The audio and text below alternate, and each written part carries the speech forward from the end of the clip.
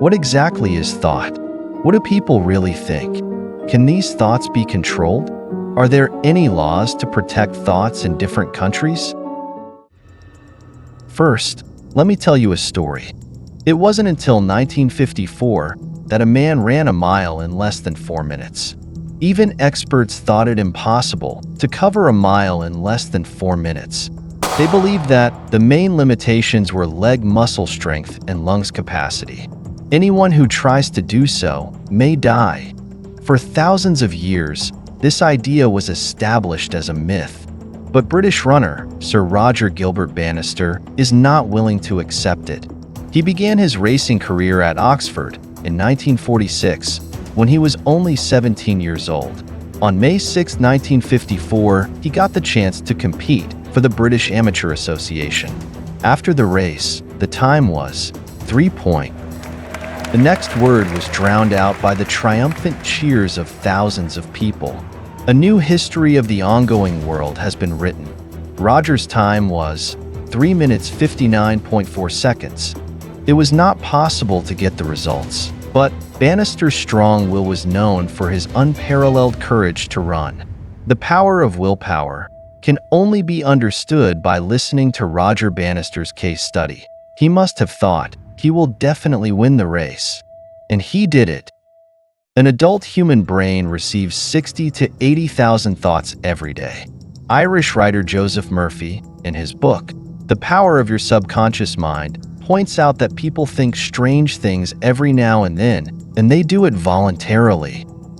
Thoughts are generated in the brain. A collection of 86 billion cells and trillions of synapses is the brain. Within this brain, there are neural networks.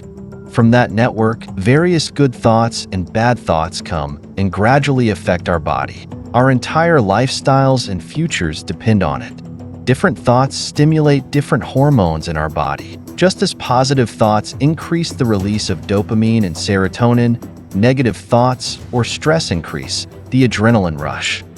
Our body reacts according to the reaction of its chemicals inside the body.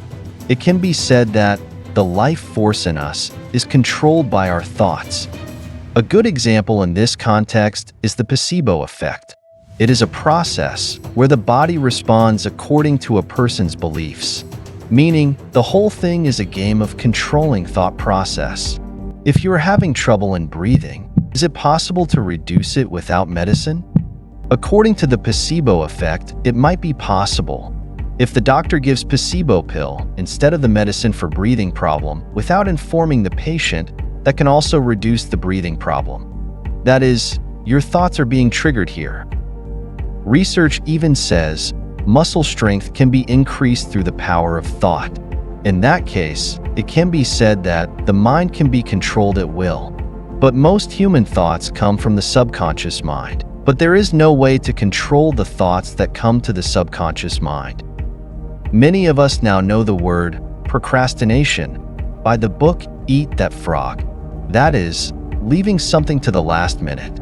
We all suffer from this problem more or less. If you pay attention, you will find that no one reminds you to start your favorite activities, like listening to music, watching movies. You start them on your own initiative. But when you want to do the assignment, you feel like you have fever, you don't sleep due to tension, and on the other hand, you don't even start working.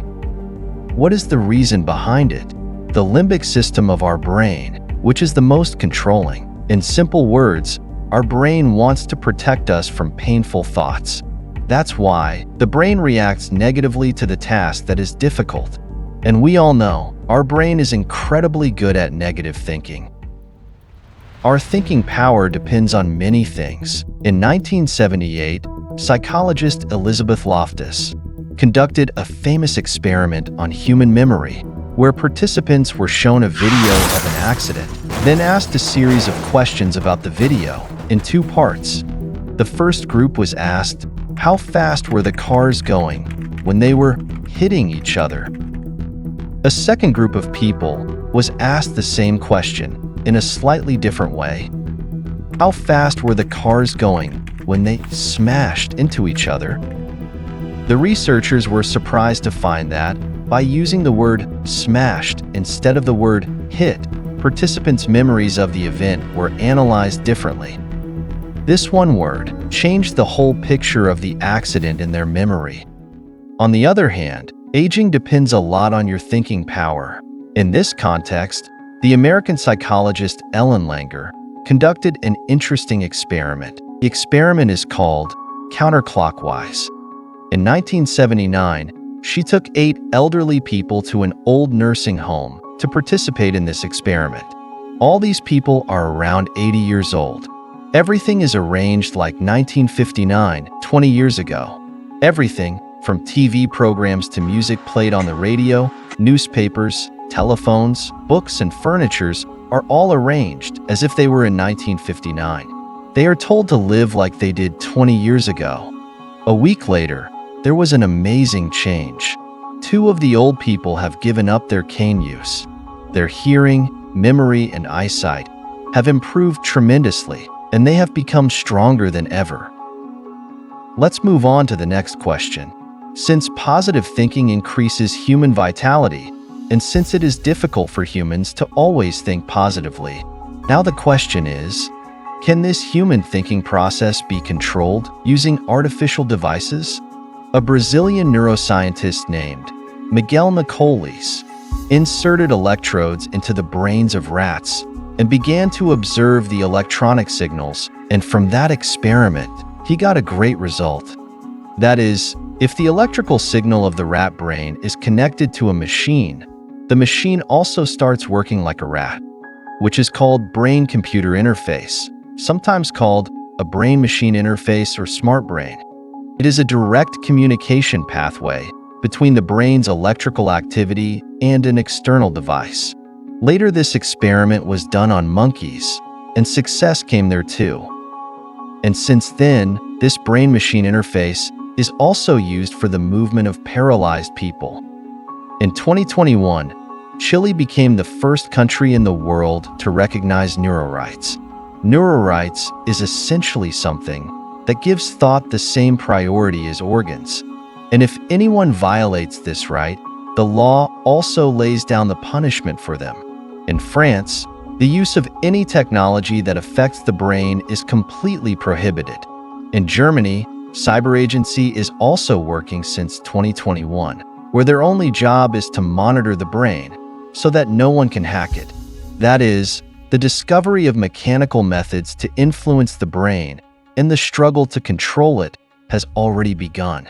In the future, the technology will exponentially improve.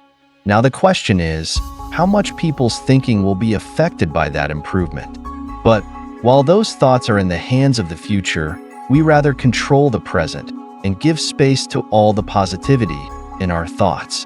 Show your love by giving a like and subscribe to our channel. Thanks for watching.